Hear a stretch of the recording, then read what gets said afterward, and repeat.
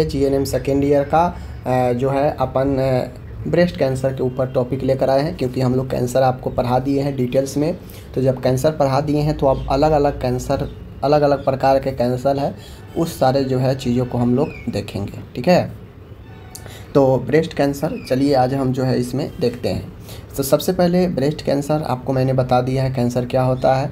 तो कैंसर होता है असमान कोशिका, जो समान होता है, नॉर्मल सेल होता है, उससे बिल्कुल अलग होता है। उसका फैलने, उसका वृद्धि करने का नेचर बिल्कुल अलग होता है। नॉर्मल सेल नॉर्मल तरीके से काम करता है, लेकिन जो एबनॉर्मल सेल होता है, जो असमान सेल होता है, जो नॉर्मल से अलग होता है, वो बिल्कुल अलग काम करता है। उसका वृद्धि करने का भी रफ्तार अलग होता है, विभाजन का भी रफ्तार अलग होता है। और जब वो अबनॉर्मल होता है, असमान होता है, तो बहुत ज़्यादा मैच्योर्ड भी नहीं होता है वो सेल। ठीक है, तो ये जो गुण वाला सेल होता है कैंसर होता है। अब ये कैंसर जो होता है अलग अलग बॉडी पार्ट में होते हैं। तो एक पार्ट है आपका ब्रेस्ट, और ब्रेस्ट में कैंसर ब्रेस्ट कैंसर कहलाता है।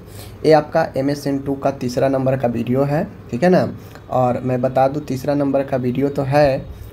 ओके, चलिए वीडियो को करते हैं शुरू। ओके चलिए, तो सबसे पहले स्तन कैंसर क्या होता है समझ लीजिए। लास्ट में पिक्चर दिखाएंगे ताकि पढ़ने के बाद आपको दिमाग में कुछ बातें आए कि हाँ ये होता है ब्रेस्ट कैंसर। देखिए, ब्रेस्ट कैंसर, ब्रेस्ट का कैंसर यानी ब्रेस्ट के सेल में एबनॉर्मलिटी होना, असमानता होना ही ब्रेस्ट कैंसर कहलाता है। अब यह एक प्रकार का कैंसर है जो स्तन के ऊतकों में उत्पन्न होता है, जो स्तन के ऊतक कहिए या कोशिका कहिए, उसमें उत्पन्न होता है। यह तब होता है जब स्तन के कोशिकाएं असमान रूप से बढ़ने लगते हैं और फिर कैंसर का रूप ले लेते हैं। ठीक है, देखिए मैंने हर बार बताया है कि ट्यूमर जो होता है दो प्रकार से। एक ट्यूमर होता है जो नॉन कैंसरस होता है, मतलब वो कैंसर वाला नहीं होता है, नॉर्मल ट्यूमर होता है, किसी अन्य वजह से हो जाता है। एक ट्यूमर होता है जो वास्तव में कैंसर वाला होता है। तो आप कहेंगे पहचानेंगे कैसे? तो पहचानने के लिए ही तो टेस्ट वगैरह किया जाता है ना, तो उसी से हम लोग पहचानते हैं। ठीक है, और जो स्तन कैंसर होता है नॉर्मल लाइफ में आपको दिक्कत देता है। जो समस्या लक्षण होते हैं कैंसर का, वो लक्षण उत्पन्न होने लगते हैं। लेकिन जो कैंसर वाला सेल नहीं होता है, कैंसर वाला ट्यूमर नहीं होता है, वो दिक्कत नहीं देता है, नॉर्मल लाइफ रहता है। समझ गए? सिर्फ महसूस होगा कि हाँ ट्यूमर है, गिल्टी है, लेकिन बाकी वो कोई प्रॉब्लम करता नहीं है जो नॉन कैंसर वाला ट्यूमर होता है। तो इतना डिफरेंस तो आप समझ लीजिए। तो ब्रेस्ट कैंसर बेसिकली ब्रेस्ट में होने वाला एक कैंसर का प्रकार है। ठीक है, यह तब उत्पन्न होता है जब आपके ब्रेस्ट यानी स्तन में क्या होता है कि एक ट्यूमर टाइप से उभरने लगता है, और वह ट्यूमर जो होता है असमान कोशिकाओं के वृद्धि से होता है। मैंने पहले ही बताया। देखिए, किसी भी बॉडी पार्ट के कैंसर के बारे में पूछे, सीधा वहाँ पे जो सेल होगा वो एबनॉर्मल असमान तरीके से वृद्धि होगा, और वो वृद्धि कर कर के एक ट्यूमर का रूप लेता है, और वो जो है कैंसर का सेल कैंसर कहलाता है। ठीक है, ये जो कैंसर सेल होता है तेज़ी के साथ असमान रूप से इमेच्योर अपरिपक्व रूप से वृद्धि करता है, विभाजन करता है, और आपस में मिलकर ट्यूमर का निर्माण करता है। बात समझ गए? तो सेम एज यह ब्रेस्ट में होगा तो ब्रेस्ट कैंसर कहलाया जाएगा। ठीक है, अब आगे है चीज़। यहाँ पे देखिए, किसी भी चीज़ का, हर एक चीज़ के पीछे कारण होता है। कोई भी बीमारी होता है, बिना कारण के कुछ नहीं होता है बीमारी। ठीक है, कारण होना मस्ट होता है। कारण में कुछ जेनेटिक फैक्टर्स हो सकते हैं, जैविक कारण हो सकते हैं। जेनेटिक्स फैक्टर में कुछ स्त्री जन या वंशानुगत कारण स्तन कैंसर के खतरे को बढ़ा सकते हैं। अब ये स्तन कैंसर जो होता है उसमें जेनेटिक फैक्टर एक मैटर रखता है, जो आपके जीन के कारण, समझ गए ना, जो वंशानुगत हो सकता है, स्तन के खतरे बढ़ा सकते हैं। ठीक है, दूसरा कुछ हार्मोनल प्रभाव होता है, हार्मोनल इन्फ्लुएंस होता है। महिलाओं में अधिक एस्ट्रोजन और प्रोजेस्टेरोन हार्मोन के प्रभाव से कैंसर का खतरा बढ़ सकता है। देखिए, महिला में दो हार्मोन मस्ट है, एस्ट्रोजन, प्रोजेस्टेरोन। ये दो ऐसे हार्मोन है जिसको संतुलन में रहना जरूरी है। बहुत ज़्यादा कमने से भी हानियाँ होती है, बहुत ज़्यादा बढ़ने से भी जो है समस्या होता है। तो बेसिकली ये जो हार्मोनल इन्फ्लुएंस होता है, प्रभाव होता है, ये भी कैंसर का रीजन बनता है। अगर मैं बता दूँ, अगर आपके किसी फीमेल के अंदर इस हार्मोन का इन्फ्लुएंस हुआ, उसमें प्रभाव बढ़ गया बहुत ज़्यादा, तो ये कैंसर का खतरा भी करता है, समझ लीजिए। तो हार्मोनल कारण भी जो है आपके हो सकते हैं। आगे है आयु, आयु भी मैटर रखता है, कारण में आयु भी मैटर रखता है। 40 साल से ऊपर की उम्र की महिलाओं में अधिक देखा जाता है। स्तन कैंसर ज़्यादातर 40 साल से ऊपर के जो महिला होती हैं उसमें होने की संभावना होता है, तो एज भी मैटर करता है। कुछ इन्वायरमेंटल फैक्टर भी होते हैं, जैसे धूम्रपान, शराब का सेवन, प्रदूषण आदि भी स्तन कैंसर के जोखिम को बढ़ा सकते हैं। तो कुछ इन्वायरमेंटल हमारे आसपास पड़ने वाले प्रभाव भी होता है, जैसे धूम्रपान की आदत, शराब का सेवन, प्रदूषण, ये सब भी कैंसर के खतरे को बढ़ाते हैं। ठीक है, तो ये आप याद रखिएगा। आगे है यहाँ पे, आगे है फैमिली हिस्ट्री। यदि परिवार में किसी को स्तन कैंसर हुआ हो तो जोखिम बढ़ जाता है। अब ये फिक्स नहीं है कि किसी को परिवार में पहले हुआ है तो बाद में होगा ही, ये फिक्स नहीं होता है, लेकिन एक होता है ना कि जोखिम बढ़ जाता है। पहले अगर किसी को हुआ है तो संभावना जोखिम होने का होता है, इसीलिए सेफ्टी से जांच वगैरह हर एक 6 महीने साल भर पर कराते रहना चाहिए। और अगर पूर्व में अगर किसी को फैमिली में कैंसर हुआ है और अगर आपको लगे कि ट्यूमर वगैरह हो रहा है तो वहाँ पे जांच कराना चाहिए, क्योंकि फैमिली हिस्ट्री भी एक मायने रखता है। ये श्योर नहीं है लेकिन मायने ज़रूर रखता है। ठीक है ना, तो ये सब कुछ कारण, तो कारण में मैंने बता दिया, जेनेटिक फैक्टर, हार्मोनल इन्फ्लुएंस, ठीक है, उसके बाद आयु, वातावरणीय फैक्टर, फैमिली हिस्ट्री, ये सब रीज़न आपको बनते हैं। ठीक है, दूसरा रीज़न ये भी होता है मोटापा बढ़ना। मोटापा बढ़ना भी कारण बनता है। बहुत ज़्यादा ऑयली फूड का सेवन करना, ठीक है ना, तैलीय पदार्थों को लेना, मोटापा बढ़ना, ये भी सब कारण होता है। तो मोटापा भी लिख दीजिएगा, ओबेसिटी, ये भी एक कारण हो जाएगा। ओके, अब हम लोग चलते हैं लक्षण की तरफ। देखिए, कैंसर है, कोई भी बीमारी है तो भाई उसका कारण जब जान गए तो लक्षण तो होगा ही, कुछ ना कुछ लक्षण तो दिखेगा ही। तो ब्रेस्ट कैंसर में क्या लक्षण दिखते हैं? ठीक है, देखिए, सबसे पहले स्तन में गांठ या घेरा टाइप से होने लगता है। स्तन में अगर लगता है कैंसर का लक्षण तो सबसे पहले स्तन में आपको लंप, गांठ जो है महसूस होता है। स्तन के आकार में बदलाव होते हैं। स्तन के आकार में बदलाव कहने का मतलब है कि स्तन में वृद्धि होने लगेगा, स्तन का साइज जो है बदलने लगेगा। त्वचा में बदलाव या सूजन हो जाएगा, जो ब्रेस्ट का स्किन है ऊपर वाला उसमें बदलाव होगा, उसमें सूजन टाइप से आपको दिखने को मिलेगा। निपल से खून या तरल पदार्थ निकलना, जो ब्रेस्ट का निपल होता है जहाँ से दूध सीक्रेट होता है वहाँ से हो सकता है खून या अलग प्रकार के तरल पदार्थ जो है निकलते रहेगा, डिस्चार्ज होते रहेगा। क्योंकि आप लोग देखे हैं डिस्चार्ज होता है, क्वेश्चन में देखे हैं ना, क्वेश्चन में देखे ना कि एबनॉर्मल डिस्चार्ज एंड ब्लीडिंग, देखे ना, तो ही एबनॉर्मल ब्लीडिंग या डिस्चार्ज निपल से होते रहता है। स्तन या निपल के आसपास लाल टाइप से या वहाँ पे सूजन, दर्द, ये सब होने लगता है। ठीक है, कभी कभी दर्द भी हो सकता है लेकिन ये ज़रूरी भी नहीं है।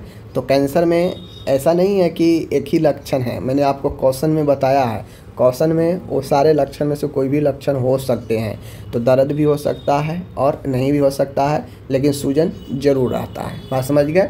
तो ये सब लक्षण होते हैं, गांठ होना, आकार में वृद्धि होना, त्वचा सूजन होना, बदलाव होना, तरल पदार्थ निकलना, ठीक है, निपल के आसपास लालिमा होना, दर्द होना, कभी कभी दर्द होना, और जो दर्द जो है आपको धीरे धीरे समय के साथ बढ़ भी सकता है। बस समझ गए? तो ये सब लक्षण जो है ब्रेस्ट कैंसर में होता है।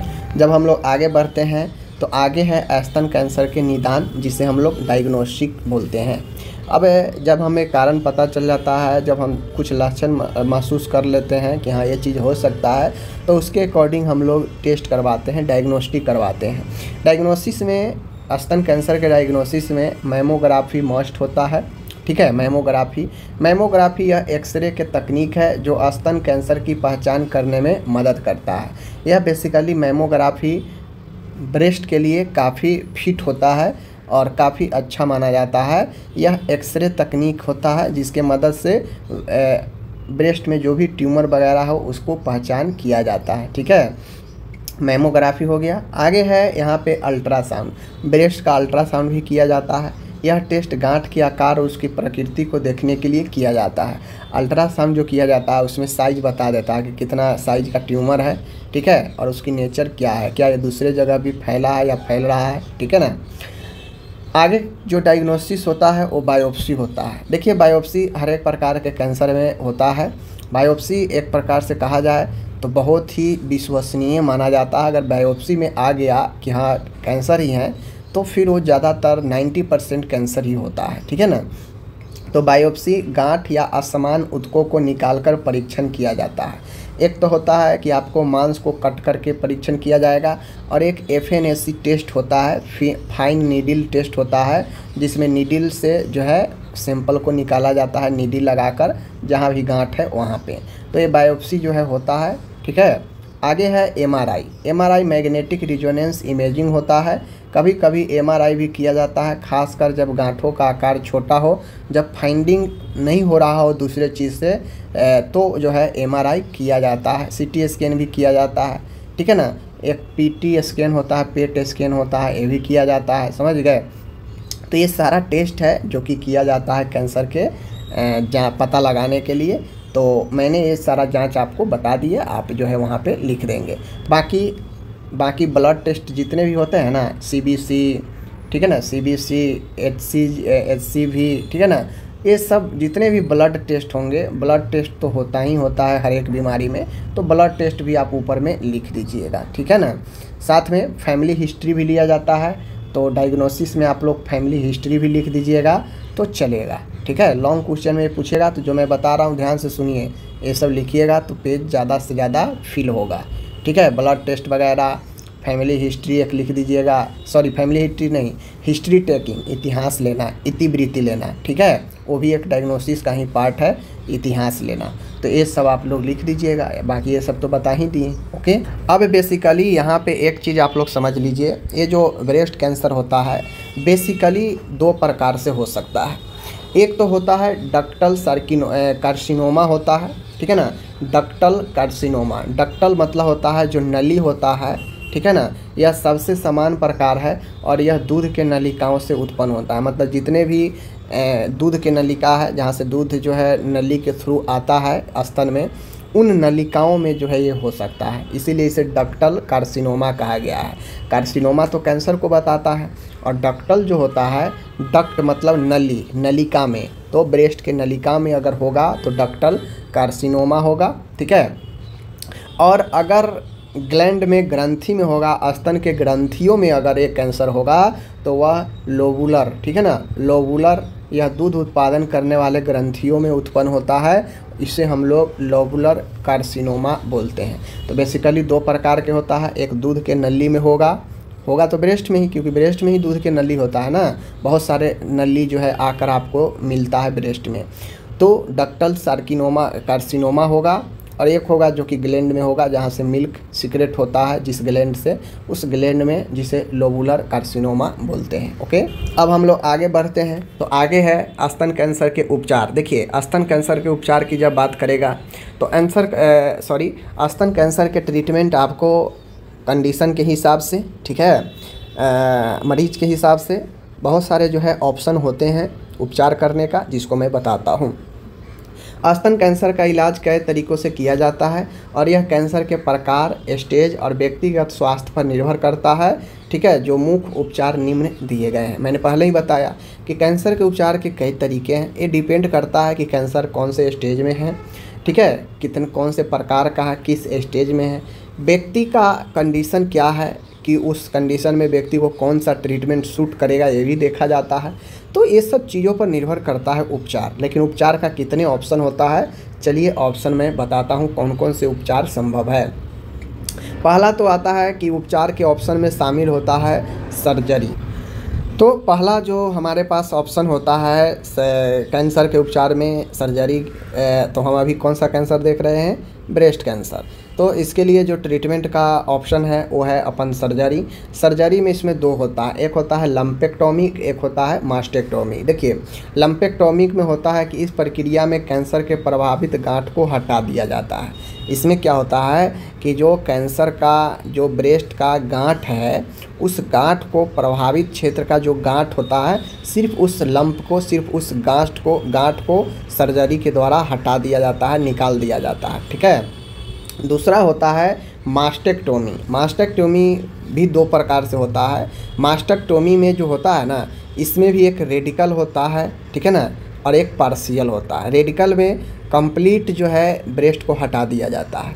पार्शियल जो होता है सिर्फ प्रभावित एरिया को ही जो है उसके आसपास और प्रभावित एरिया को ही हटाया जाता है, तो पार्शियल मास्टेक्टोमी होता है। ठीक है, तो इसमें दो प्रकार से सर्जरी होता है, एक लंपेक्टोमी जिसमें गांठ को हटाया जाता है, और एक होता है मास्टेक्टोमी जिसमें ब्रेस्ट के प्रभावित हिस्सों या कंप्लीट हिस्सों को ही निकाल दिया जाता है, तो ये मास्टेक्टोमी होता है। समझ गए। आगे है यहाँ पे अब है कीमोथेरेपी। देखिए कीमोथेरेपी भी एक उपचार है और संभवतः यह स्टार्टिंग के उपचार होता है। कीमोथेरेपी जो ऑप्शन होता है ज़्यादा प्रभावित स्टार्टिंग स्टेज में ही होता है।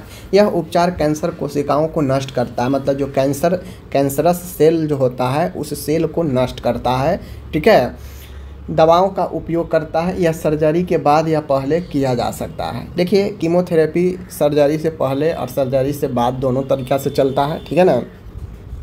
तो कीमोथेरेपी जो होता है यह उपचार बेसिकली कैंसर जो सेल होता है बॉडी में उस सेल को टारगेट करता है। होता है दवाई के फॉर्म में, क्योंकि यह बॉडी में आपको दवाई के फॉर्म में जाता है, लेकिन एक काम सिर्फ जो कैंसर वाला सेल होता है उसी सेल पर करता है, नॉर्मल सेल को अटैक नहीं करता है। ठीक है, हल्का अब अंदर जाता है तो हल्का फल्का तो अटैक करेगा ही, लेकिन ज़्यादा क्षति नहीं पहुंचाता है। ज़्यादा क्षति यह जो कैंसर सेल होता है उसको पहुंचाता है, उसको नष्ट करता है, जिसके लिए भेजा जाता है। दूसरा नेक्स्ट जो है ऑप्शन है रेडियोथेरेपी का है। रेडियोथेरेपी का भी ऑप्शन है। यह इलाज स्तन कैंसर की कोशिकाओं को नष्ट करने के लिए उच्च ऊर्जा किरणों का उपयोग करता है। रेडियोथेरेपी होता है, इसमें रेडिएशन का इस्तेमाल किया जाता है। ठीक है ना। इसमें भी दो तरीके से होता है। एक होता है ब्रेकीथेरेपी जिसमें आपका जो है इंटरनल और एक्सटर्नल बीम थेरेपी होता है, यानी एक बाहर से दिया जाता है और एक इंटरनल जो है दिया जाता है। ठीक है, अब इसमें जो रेडियोथेरेपी होता है इसमें एक रेडिएशन उत्पन्न होता है और जो कैंसर सेल होता है उस सेल को टारगेट किया जाता है डायरेक्ट उस बॉडी पार्ट के जहाँ भी वो ट्यूमर है उस ट्यूमर पर डायरेक्ट ये विकिरण को रेडिएशन को डाला जाता है। और आपको पता है रेडिएशन कितना मजबूत और कितना खतरनाक होता है। यह नष्ट करता है उस सेल को जहाँ पे कैंसर होता है, तो ये रेडियोथेरेपी का एक काम है। ठीक है, अब आ गया यहाँ पे रेडियोथेरेपी मैंने आपको बता ही दिया। बेसिकली थेरेपी उपचार को संदर्भित करता है, उपचार, तो थेरेपी का मतलब उपचार ही समझिए। ठीक है ना। आगे आता है हार्मोनल थेरेपी। तो यदि कैंसर एस्ट्रोजन या प्रोजेस्टेरोन हार्मोन पर आधारित है तो यह हार्मोनल दवाइयाँ दी जाती है। मान गए अगर कैंसर हार्मोनल इम्बैलेंस के कारण हुआ है तो उसमें हार्मोन थेरेपी चलता है। प्रोजेस्टेरोन और एस्ट्रोजन के लिए कंट्रोल के लिए हार्मोनल थेरेपी चलता है ताकि हार्मोन कंट्रोल हो और वो कैंसर सेल को और ज़्यादा आगे की तरफ विकसित न करे। ठीक है, एक थेरेपी और चलता है वो होता है अपन इम्यूनोथेरेपी। याद रखिएगा, इम्यूनोथेरेपी यह बेसिकली ऐसा थेरेपी है जो आपके बॉडी का इम्यून सिस्टम होता है उसको मजबूत करता है ताकि आपका बॉडी कैंसर सेल से लड़ सके। ठीक है, तो ये इम्यून थेरेपी भी एक ऑप्शन अपना ऐड कर लीजिएगा। ओके, तो मैंने अब आपको उपचार का ऑप्शन बता दिया, जो भी हो कंडीशन के हिसाब से चूज होता है, लेकिन वो सारे ऑप्शन आपका रहता है कैंसर के उपचार के लिए। अब हम बात करते हैं यहाँ पे स्तन कैंसर का। अगर रोकथाम की बात हो तो रोकथाम आप कैसे करेंगे, रोकथाम आप कैसे करेंगे। देखिए अभी मैंने जो उपचार बताया ना उसमें आपको स्तन कैंसर का प्रबंध भी पूछेगा। तो स्तन कैंसर का प्रबंध पूछेगा तो वो सारा जो मैंने बताया वो मेडिकल प्रबंध था। ठीक है ना, मेडिकल प्रबंध था। और एक नर्सिंग प्रबंध भी इसका पार्ट पूछता है कि नर्सिंग प्रबंध और मेडिकल प्रबंध बताया, चिकित्सीय प्रबंध। तो चिकित्सीय प्रबंध में जितना भी था मैंने बता दिया, उसमें सर्जरी भी आपका था। अब जो आगे इसके बाद रोकथाम के बाद जो हम लोग नर्सिंग प्रबंध देखेंगे वो आप लोग देखिएगा। देखिए स्तन कैंसर के अगर रोकथाम के लिए बात करेगा तो रोकथाम में स्वास्थ्य, आहार और जीवन शैली। देखिए ये ऐसा नहीं है कि ये सिर्फ स्तन कैंसर में ही जो है काम करेगा, कोई भी कैंसर के रोकथाम के लिए ये आवश्यक है।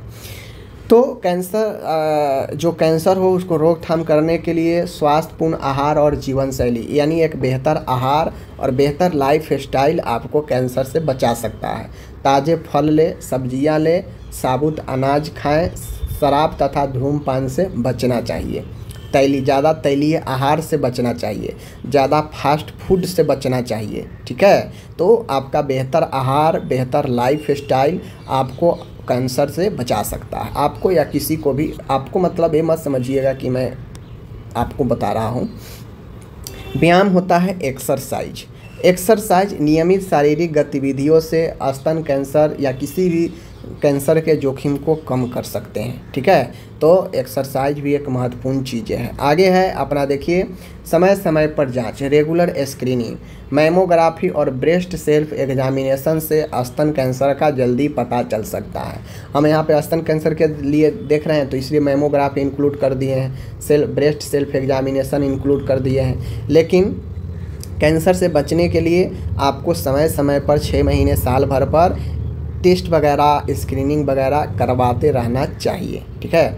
वज़न पर नियंत्रण रखना, जैसे कुछ ऐसे काम नहीं करना जिससे आपका वज़न बढ़ता जाए, ठीक है ना। तो मोटापा भी कैंसर के जोखिम को बढ़ाता है, तो आप मोटापा पर भी कंट्रोल रखकर रोकथाम कर सकते हैं कैंसर को, ओके। अब हो गया हमारा ख़त्म। मैंने कारण बता दिया, लक्षण बता दिया, निदान बता दिया, चिकित्सीय प्रबंध बता दिया, रोकथाम आपको बता दिया। अब हम लोग नर्सिंग प्रबंध की तरफ चलते हैं, ठीक है। नर्सिंग प्रबंध की तरफ देखिए, नर्सिंग प्रबंध में हम लोग देखते हैं कि भाई क्या क्या पॉसिबल है, किस किस चीज़ मरीज को क्या क्या प्रॉब्लम होगा, मरीज को क्या क्या जो है उपचार दिया गया है। तो बेसिकली समस्या और उपचार इन दोनों पर आधारित होता है नर्सिंग प्रबंध। तो देखिए, अब हम लोग देखें कि भाई सर्जरी होगा तो सर्जरी के बाद नर्सिंग देखभाल, सर्जरी होगा तो सर्जरी के बाद तो देखभाल करना पड़ेगा मरीज को ना। तो सर्जरी के बाद की देखभाल में क्या क्या लिखेंगे, देखिए मेन पॉइंट क्या हो गया इसका, देखभाल का मेन पॉइंट आपका एक पॉइंट यहाँ पे ये बन गया, समझ गए। हम कोई पॉइंट ढूंढ कर उसके अंदर में लिखना पड़ता है। जैसे देखिए, पेशेंट को सर्जरी पॉसिबल है तो सर्जरी का प्रबंध करेंगे। सर्जरी के प्रबंध 2 प्रकार से होता है, 3 प्रकार से। एक सर्जरी होने से पहले का प्रबंध, एक सर्जरी चल रहा होता है उस दौरान प्रबंध, और एक सर्जरी के बाद प्रबंध करते हैं। तो ये 3 तरीक़ा से अगर किसी मरीज को सर्जरी है तो इस सर्जरी 3 प्रकार से प्रबंध करते हैं। लेकिन हम उतना अभी यहाँ पे डीपली नहीं जाएंगे क्योंकि ऑलरेडी ये क्वेश्चन बड़ा हो चुका है। आपसे एग्ज़ाम में जब पूछेगा ना तो डायरेक्टली अगर सर्जरी के दौरान, सर्जरी के बाद या सर्जरी के पहले की बात पूछेगा तो मास्टेक्टोमी के लिए पूछेगा। मास्टेक्टोमी एक प्रश्न अलग बनता है जिसको मैं पढ़ाऊँगा, ठीक है। और उसमें सर्जरी से पहले, सर्जरी के दौरान और सर्जरी के बाद पढ़ाऊँगा। अभी हम लोग ब्रेस्ट कैंसर के लिए नर्सिंग प्रबंध देख रहे हैं, तो जो जो हो सकता है हम लोग देखते हैं प्रबंध में। तो सर्जरी के बाद प्रबंध देखते हैं। तो जैसे देखिए, ऑपरेशन साइट की सफाई और बैंडेज बदलना, संक्रमण को रोकने के लिए देखभाल करना। अब मरीज को सर्जरी हो गया है तो सर्जरी होने पर घाव वगैरह का देखभाल करते हैं, बैंडेज साइट गंदगी वगैरह ना रहे जिससे इन्फेक्शन रोकथाम हो सके। तो पहला काम ये करेंगे सर्जरी के अंदर। ड्रेनेज यदि हो तो देखभाल और मॉनिटरिंग करें। अगर ड्रेनेज लगा हो मरीज को, ठीक है, तो ड्रेनेज को देखभाल करेंगे। घाव की स्थिति पर नज़र रखेंगे, संक्रमण के संकेतों की पहचान करेंगे, ठीक है। ये सब सर्जरी के बाद घाव के मैनेजमेंट के है। आरामदायक स्थिति में मरीज को रखेंगे, हल्के हाथों से व्यायाम के लिए प्रोत्साहित करेंगे, घाव भरने की प्रक्रिया में मदद करना और किसी भी प्रकार के जटिलताओं से रोकना। ये बेसिकली आपको किसका प्रबंध है, post surgery and post treatment care, यानी सर्जरी के बाद की देखभाल है, ठीक है। आगे आता है, अब पेशेंट को चूँकि कीमोथेरेपी चल सकता है, कैंसर में कीमोथेरेपी, रेडिएशन थेरेपी का एक अपना ही महत्व है। समझिए, कीमोथेरेपी कॉमन होता है, चाहे सर्जरी हो या नहीं हो, कीमोथेरेपी चलता ही चलता है। तो कीमोथेरेपी के दौरान भी देखभाल महत्वपूर्ण हो जाता है। कीमोथेरेपी के दौरान मरीज के दवाओं को साइड इफ़ेक्ट के बारे में समझाएं। क्या समझाएं कि कीमोथेरेपी का जो कॉमन साइड इफ़ेक्ट है, मतली, उल्टी, बालों का झड़ना, कमजोरी होना, एक कॉमन साइड इफ़ेक्ट है। तो इसके बारे में मरीज को बताएं ताकि मरीज घबराएगा नहीं। आगे है, जब कीमोथेरेपी इन्फ्यूज की करते रहें तो साइट की देखभाल करें, दवाओं के साइड इफ़ेक्ट पर निगरानी रखें कि मरीज को जो कीमो दे रहे हैं, कीमो बेसिकली बहुत सारे दवाओं का मिश्रण होता है, तो वो दवा जो हम दे रहे हैं मरीज को, इन्फ्यूज कर रहे हैं, वो कोई साइड इफ़ेक्ट तो नहीं दे रहा है, इस पर ध्यान रखेंगे। मरीज को नियमित रूप से मौखिक स्वच्छता बनाए रखने के लिए कहेंगे क्योंकि मुंह में छाले हो सकते हैं। इतना न कीमो हार्ड होता है, इतना अब चूँकि दवाई है, बहुत सारे दवाई का मिश्रण है, केमिकल है, तो भाई हार्ड तो होगा ही। तो हार्ड होता है तो वो मुँह में छाले कर सकता है, तो छाले होता है, इसलिए ओरल जो स्वच्छता है मुँह का वो ज़रूरी हो जाता है, तो इसका देखभाल कर देंगे। आगे है संक्रमण से बचने के लिए हाथ धोने, मास्क पहनने और अन्य स्वच्छता प्रक्रिया के बारे में बताएंगे, ठीक है ना।